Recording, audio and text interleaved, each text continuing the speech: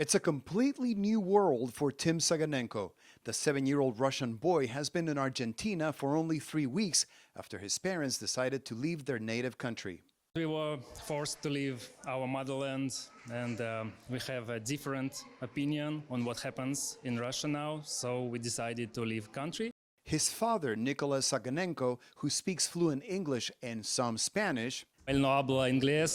says his son doesn't speak any language other than Russian, but so far that doesn't seem to be a problem. My son is 7 years old, and he's very excited to find new friends. It's only 4 days he's in school, and already he was at 2 birthday parties.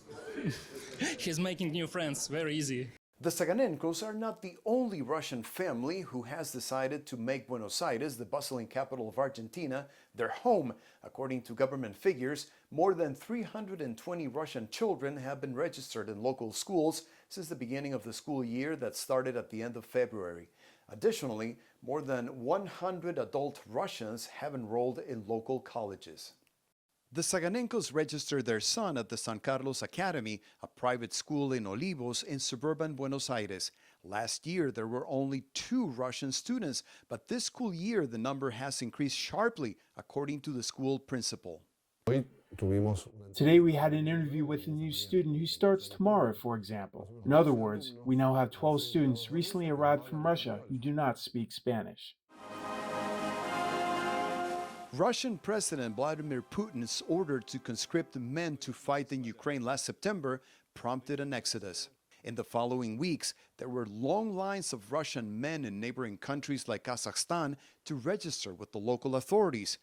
More recently, some Russian men have traveled to Mexico hoping to seek asylum in the United States, voting with their feet against Putin's war in Ukraine. I don't want to fight and kill people.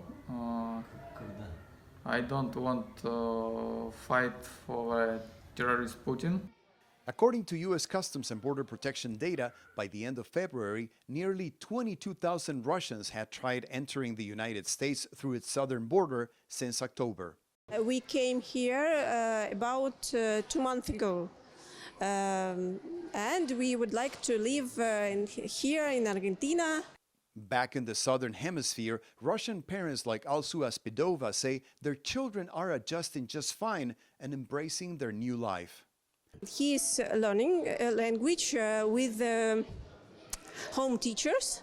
An estimated hundreds of thousands of Russians have left their country since the beginning of the war. For some of them, traveling across the world to a country they don't know and learning a new language seem like small sacrifices when compared to the risk of being trapped in a war they don't support.